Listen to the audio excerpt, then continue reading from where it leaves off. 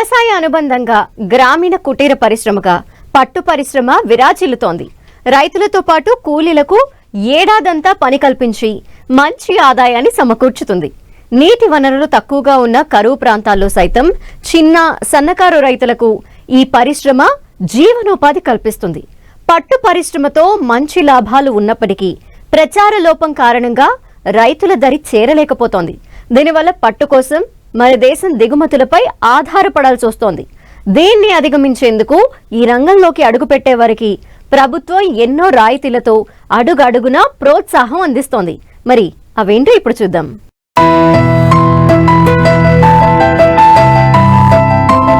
వస్త్ర ప్రపంచంలో పట్టుకు ఎనలేని విలువ ఉంది.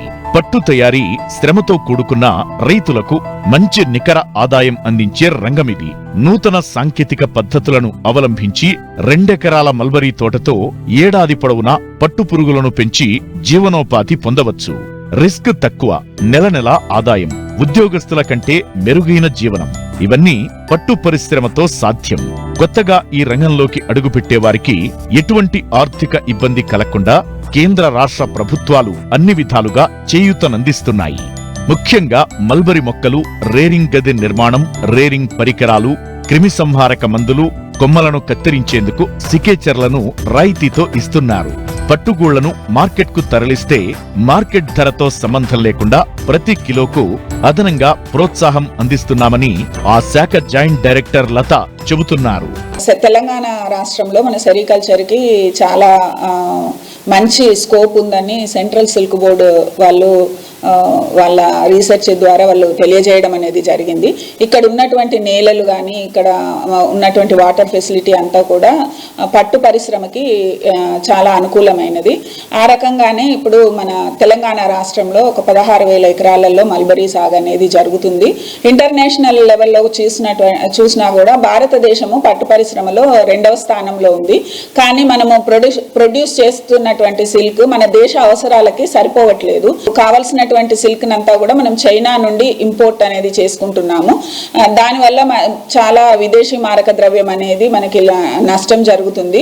దీనిని అరికట్టడానికి సెరికల్చర్ చాలా పెద్ద ఎత్తున చేయాలని కూడా సెంట్రల్ సిల్క్ బోర్డు వాళ్ళు సంకల్పించి సిల్క్ సమగ్ర 2 అనే పథకం ద్వారా సబ్సిడీలను రైతులకు అందజేయడం అనేది జరుగుతుంది. అయితే ఇది మనకి క్రాప్ డైవర్సిఫికేషన్ ప్రోగ్రామ్ లో వేరే ఇతర పంటలకు ప్రత్యామ్నాయంగా ఈ పట్టు పరిశ్రమ కనుక చేపట్టినటువంటి అయితే రైతులకి మంచి, అంటే ఒక 2 ఎకరాలలో మల్బరీ తోట వేసుకున్నట్లయితే ఒక సంవత్సరానికి ఒక రైతు దాదాపు 4 నుండి 5 లక్షల వరకు కూడా ఆదాయం సంపాదించుకునే అవకాశం ఉంది. అంతేకాకుండా ఏదైనా ప్రకృతి విపత్తులు వచ్చి ఆ ఒక్క పంటకి మనకి నష్టం జరిగినా కూడా తక్కువ నష్టంతోనే వాళ్ళు దీన్ని కంట్రోల్ చేసుకునే అవకాశం ఉంటుంది. పట్టు పరిశ్రమ చేపట్టితే ఏమవుతుందంటే రైతుకు ప్రతి నెల కూడా ఆదాయం అనేది వస్తుంది. అంటే ఒక సంవత్సరానికి ఒక రైతు 2 ఎకరాలలో మల్బరీ చేపట్టినట్లయితే వారు 8 నుండి 10 పంటల వరకు కూడా తీసుకునే అవకాశం ఉంటుంది. ఒక్కొక్క పంట వ్యవధి మనకి 45 రోజులుగా ఉంటుంది.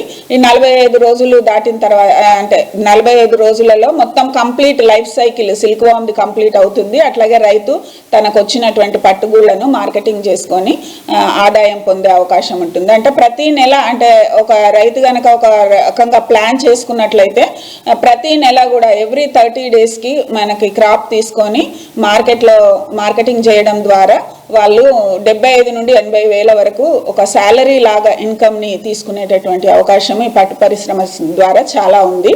దీనికి ప్రోత్సహించడానికి కూడా ప్రభుత్వము సెంట్రల్ తరఫున స్టేట్ తరఫున కూడా రాయితీలు ఇచ్చి ప్రోత్సహిస్తుంది.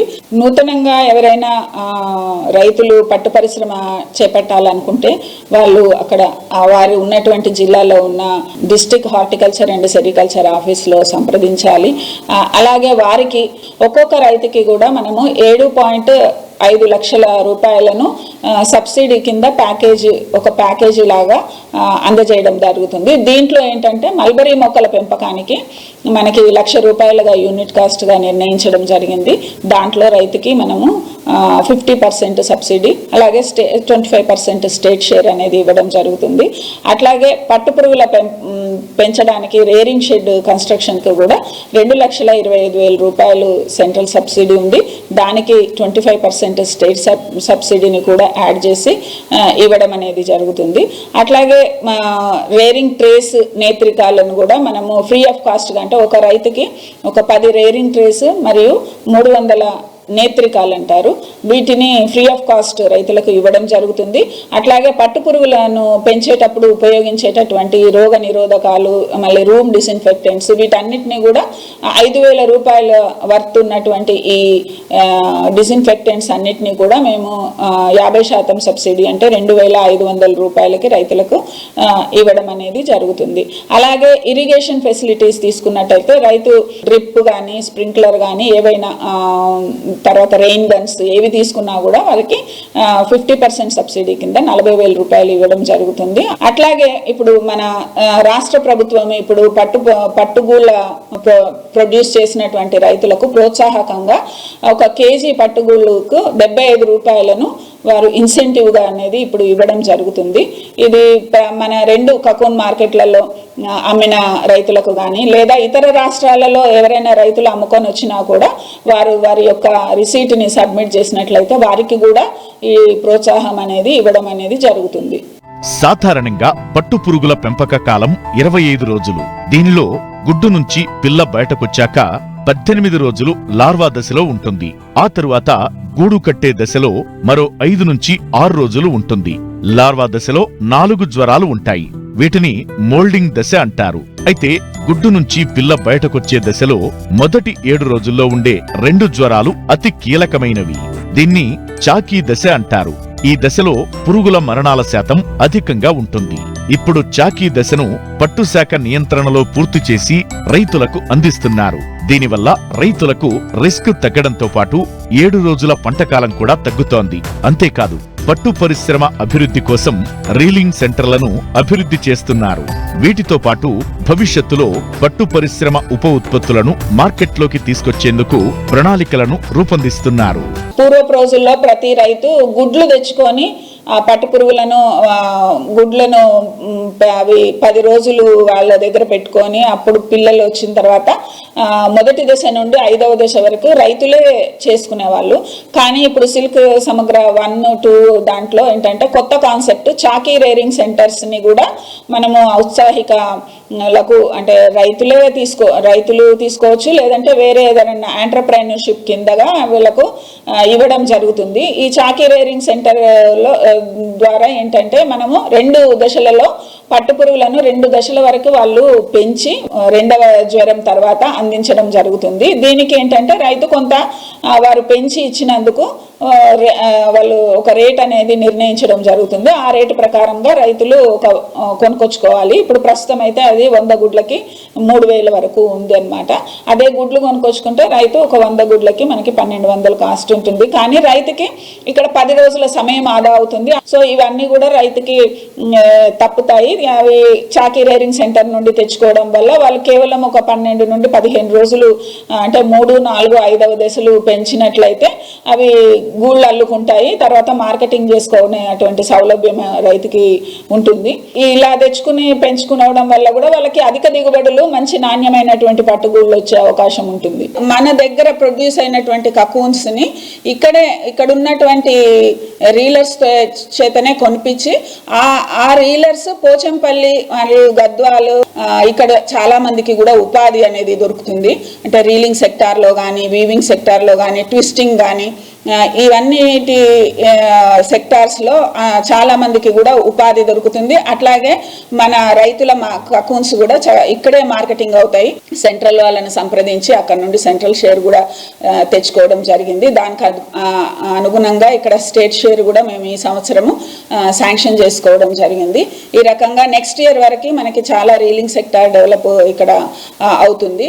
అంతేకాకుండా ఇప్పుడు మన పట్టు పరిశ్రమ అనేది ఇప్పుడు నూతన పోకడలతోని ముందుకు సాగుతుంది. రీసెంట్గా కూడా మనకి వేరే ఇతర దేశాల నుండి కూడా పట్టుగూళ్ళు ఎగుమతి కోసం అనేది చాలా ఆర్డర్స్ రావడం అనేది జరుగుతుందని సెంట్రల్ సిల్క్ బోర్డు ద్వారా వారు తెలియజేయడం జరిగింది.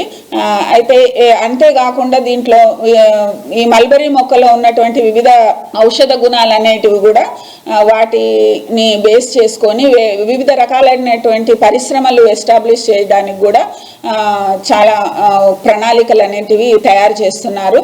వచ్చే అంటే సిల్క్ సమగ్ర వచ్చే సంవత్సరం నుండి కూడా ఈ పథకాలన్నింటినీ కూడా సెంట్రల్ సిల్క్ బోర్డు వాళ్ళు తేవడం జరుగుతుంది.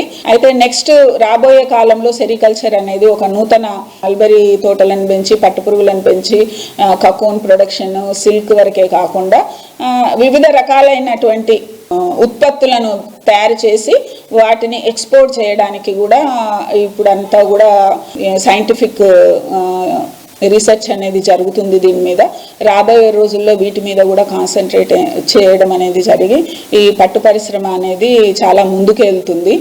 గ్రామీణ ప్రాంతాల్లోని నిరుద్యోగులకు జీవనోపాధి కల్పించే కుటీర పరిశ్రమ పట్టు పరిశ్రమ.